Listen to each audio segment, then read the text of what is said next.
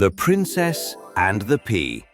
A big shout out to Angela for requesting today's story. Long ago, in a kingdom of rolling hills and sparkling rivers, there lived a young prince. He was clever, kind, and admired by all. But his heart held one unshakable desire: to marry a true princess. Now, you may ask, what is a true princess? Surely all princesses wear crowns and gowns, sit in golden carriages and smile at banquets. But no. According to the prince's mother, the queen, a true princess was something far rarer. A true princess, my son, is not measured by crowns or jewels. Her nobility lies in her soul, in kindness, honesty, and above all, sensitivity. The prince listened carefully. He longed not for riches, but for a partner genuine in spirit. And so, with courage and hope, he prepared to set out on a journey to find her. The prince traveled far and wide. He sailed across seas that glittered like liquid sapphires. He climbed mountains where the air was so thin even eagles seemed to gasp for air. He wandered through markets that dazzled with spices, silks, and music. In every kingdom, he met princesses. There was Princess Valeria of the Eastern Isles, who owned more pearls than the ocean itself. She was beautiful, yes, but when the prince spoke to her about the poor fishermen of her land, she merely yawned and asked for another mirror. Then there was Princess Serafina of the Northern Peaks, who had hair as white as snow and eyes as sharp as ice. She could recite poetry in 5 languages, duel with a sword, and play the harp, all at once, it seemed. But when the prince looked into her heart, he found it guarded, closed, as if her crown weighed heavier than her smile. There was even Princess Amara of the Desert Realms, who greeted him with laughter that rang like bells.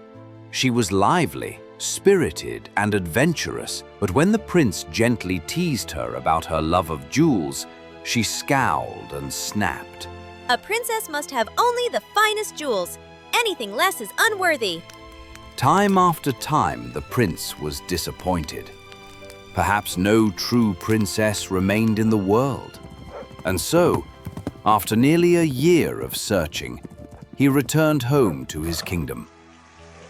He carried no bride beside him, only stories of faraway lands and a heart heavier than when he had left. At first, the prince's return was celebrated.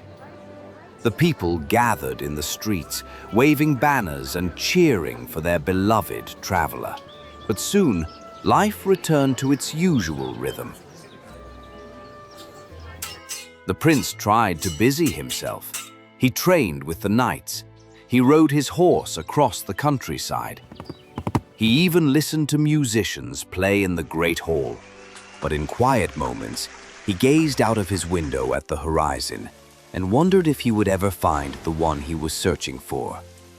The queen watched him with motherly concern. She was a wise woman, and though she didn't press him, she knew his heart longed for something more. And so, life drifted along, until one stormy night,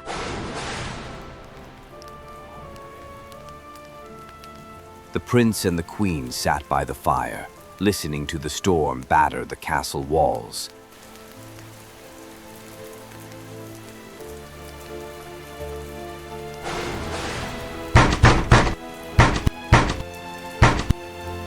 The guards hesitated. Who would be out on a night like this? But the knock came again, more urgent. The queen signaled for the gates to be opened. And there, standing in the downpour, was a young woman. I am a princess. Please, may I come in from the storm? Her name was Princess Ilara. She came from a distant land where her father's throne was threatened by a greedy cousin. To protect their people, her parents sent her away in secret. But bandits attacked her escort.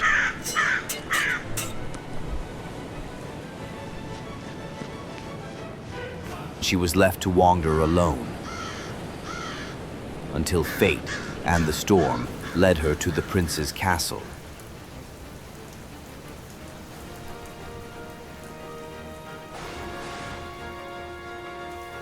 A princess, you say? Many claim such a title. How are we to know if it is true? I have nothing left but my name and my spirit. Whether you believe me or not, I cannot change who I am. That night, the queen devised a test. Place one small pea upon the bedstead. Over it, stack 20 mattresses and 20 feather beds. The towering bed stood so high that Ilara needed a ladder to climb it. Sleep well, my dear. Ilara thanked her, weary beyond words, and tried to rest.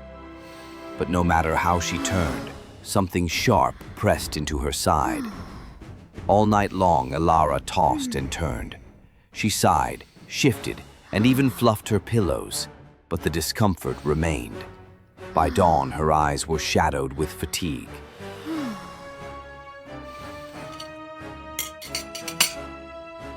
How did you sleep, my dear?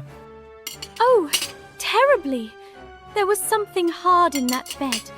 I could scarcely close my eyes all night. The prince and queen exchanged a knowing look. The test had worked. Only a true princess, refined in spirit, could feel a pea beneath 20 mattresses and 20 feather beds. The prince's heart leapt, not merely at the proof, but at Ilara's honesty. She had spoken the truth with quiet dignity, without complaint or pride. In her eyes, he saw courage, kindness, and sincerity, the treasures he had sought across the world. In time, the prince and Princess Ilara fell deeply in love. They laughed together, walked the gardens, and shared stories by the fire. The queen gave her blessing, proud her son had found not just any princess, but a true one. Princess Ilara sent word to her parents, who were overjoyed and gave their blessings too.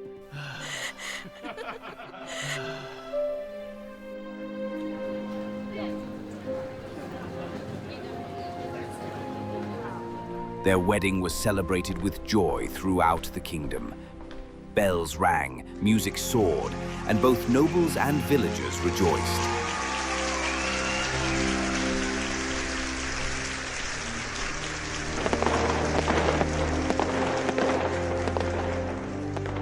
And the pea? It was kept in a glass case in the royal treasury, a reminder for generations to come.